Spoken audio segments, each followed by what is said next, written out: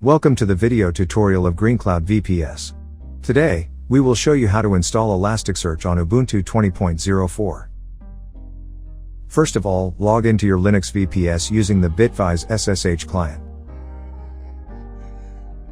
Firstly, switch to the directory where you can download the temporary file.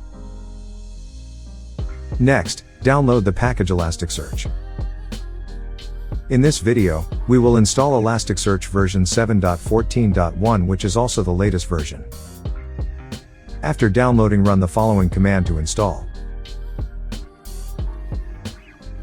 Launch and activation.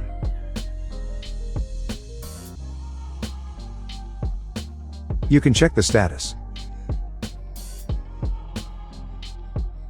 Next, enable remote access Elasticsearch.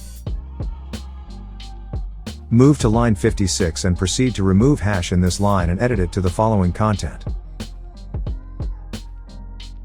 Continue removing the hash in line 74. At this point, you can verify that Elasticsearch is running by sending an HTTP request to port 9200 on localhost by using the following command.